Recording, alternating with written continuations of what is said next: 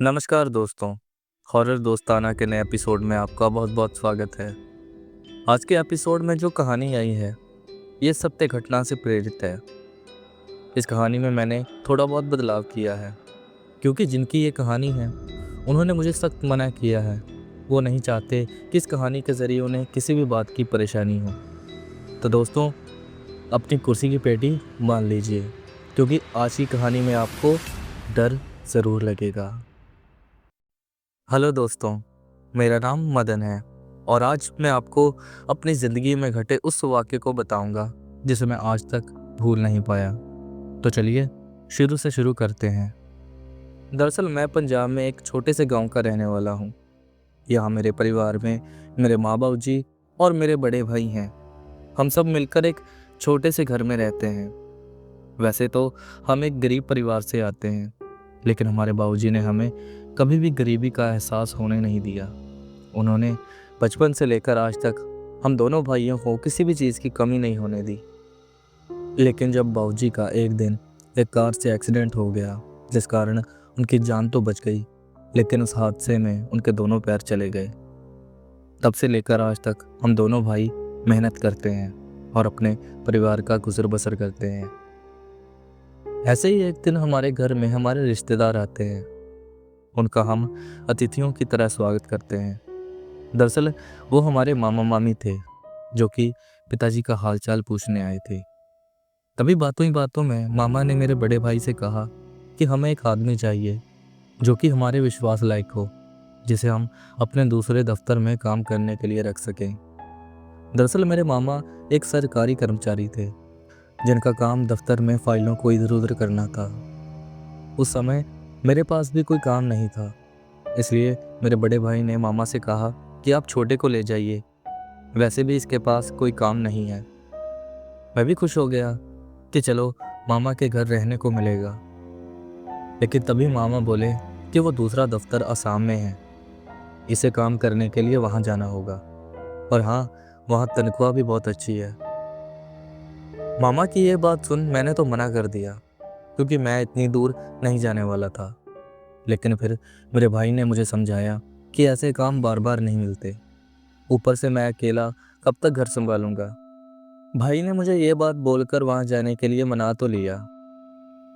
जाने से पहले मामा एक पर्ची पर असम में उस दफ्तर का पता लिख देते हैं और वहाँ पहुँचने के लिए कुछ पैसे भी दे देते हैं। मेरे बड़े भाई ने भी मुझे असम भेजने के लिए माँ बाबू जी को मना लिया था, और असम जाने के लिए उन्होंने टिकटों का भी बंदोबस्त कर दिया था। लेकिन मैं वहाँ जाना नहीं चाहता था, वो तो मजबूरी के चलते मुझे वहाँ जाना पड़ा। अब दूसरे दिन मुझे वहाँ जाने के लिए निकलना था। ट्रेन सुबह 7 बजे की थी, इसलिए मैं आज रात जल्दी ही सो गया। दूसरे दिन सुबह सुबह मेरे बड़े भाई मुझे स्टेशन छोड़ आए थे।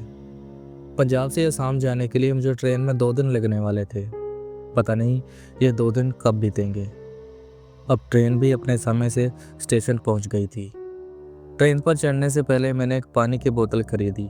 इसके बाद मैं सीधा जाकर अपनी सीट पर बैठ गया। कुछ समय के बाद ट्रेन भी अपने आगे के सफ़र के लिए निकल गई। पहले दिन उस ट्रेन में बहुत भीड़ थी, लेकिन दूसरे दिन तक धीरे धीरे लोग उस ट्रेन से कम होते गए।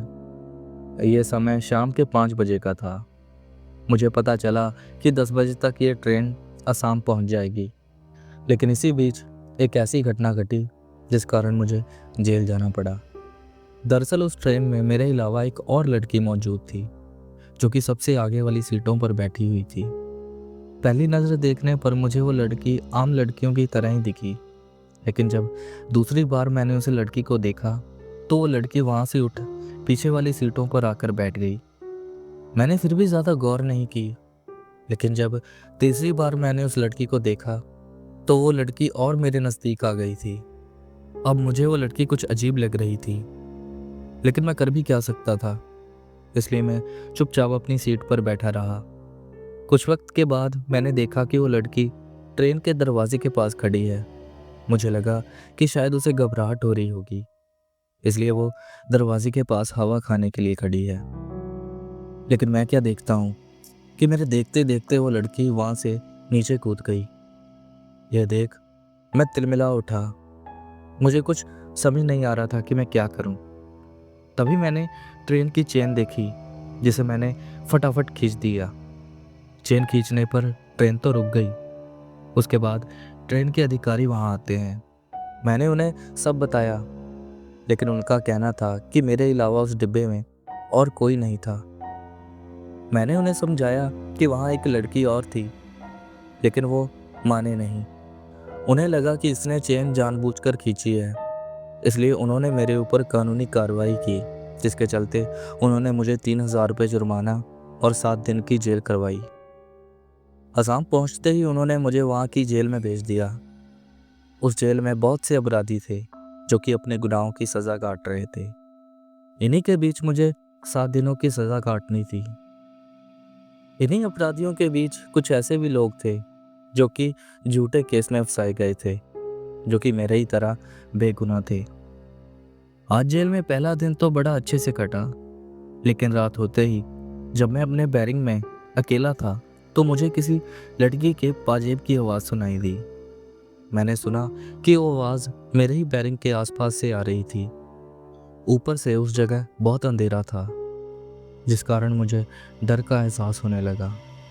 सारी रात वो आवाज़ मेरे आसपास घूमती रही, जिस कारण मैं सो ना सका।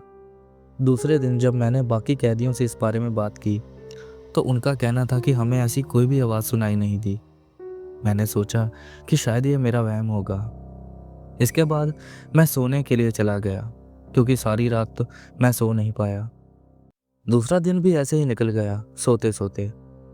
शाम होते ही मुझे एक कैदी ने जगाया और कहा कि जेलर साहब ने हमें सभी को अंदर अपने अपने बैरिक में जाने के लिए कहा है, क्योंकि हमारी जेल में ऐसा था कि सुबह होते ही हम सभी कैदियों को बाहर निकाल देते थे ताकि हम सब अपने अपने काम कर सकें, और शाम होते ही हमें दोबारा अपने अपने बैरिकों में भेज दिया जाता था।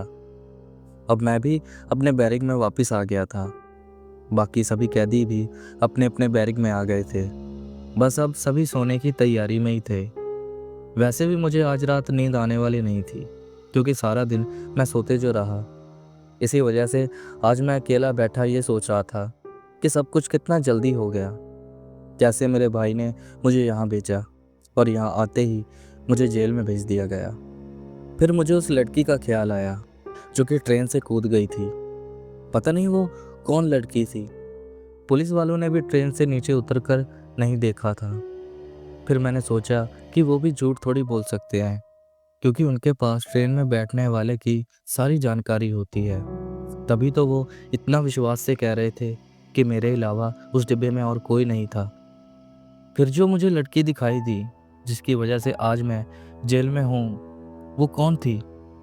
मैं इतना सोच ही रहा था कि अचानक वही आवाज़ मुझे फिर से सुनाई दी, किसी लड़की के पाजेब की आवाज़।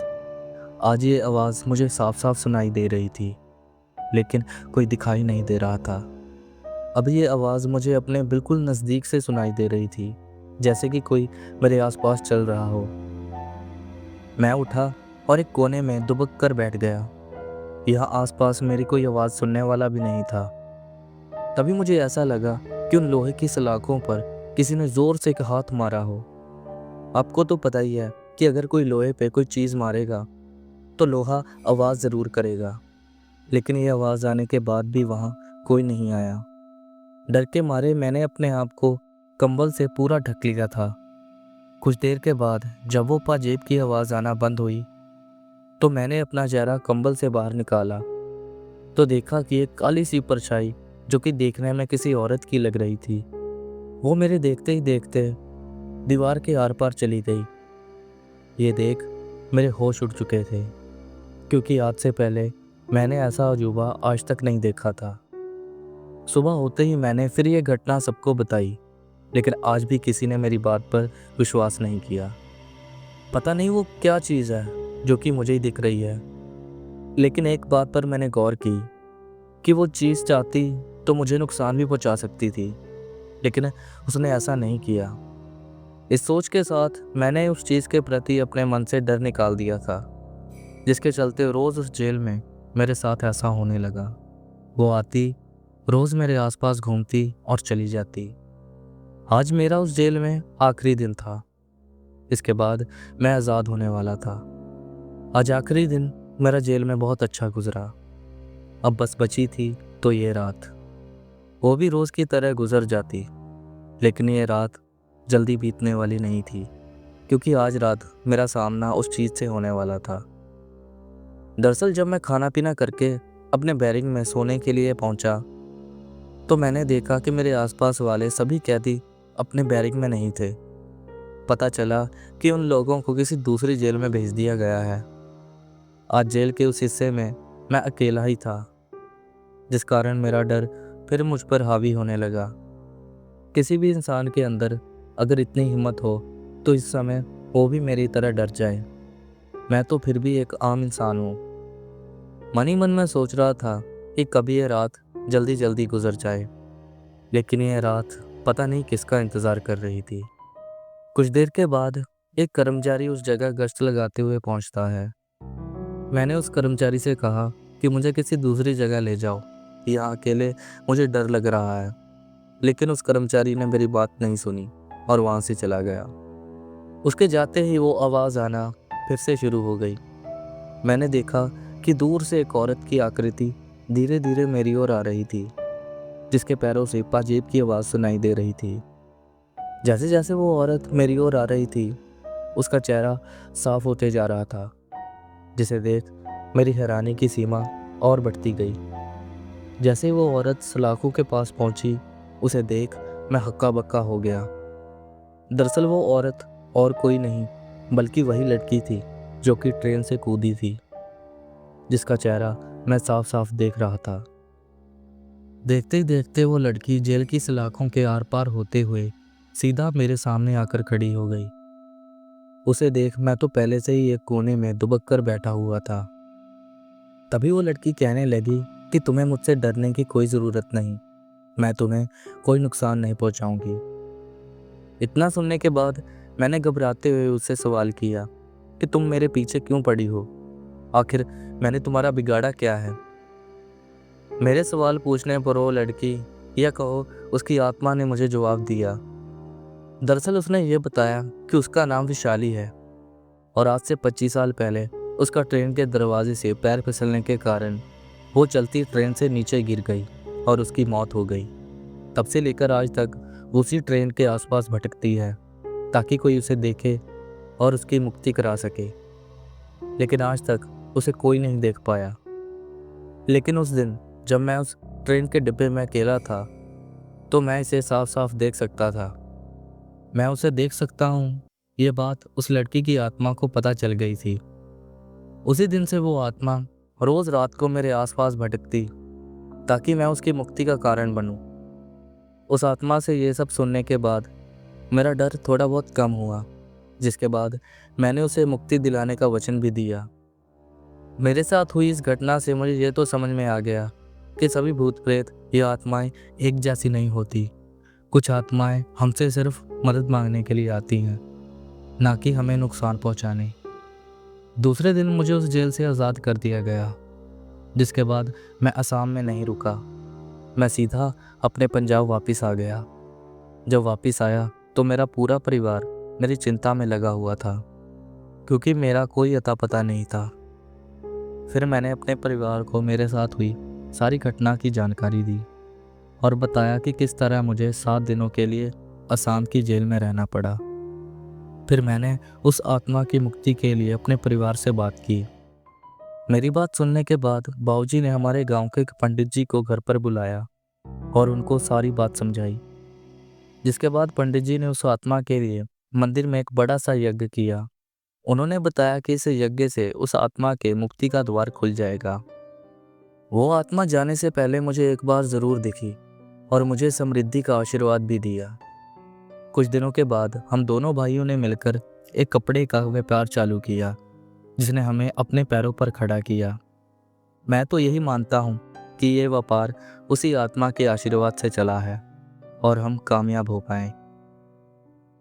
तो दोस्तों, आपको ये कहानी कैसी लगी कमेंट बॉक्स में ज़रूर बताना।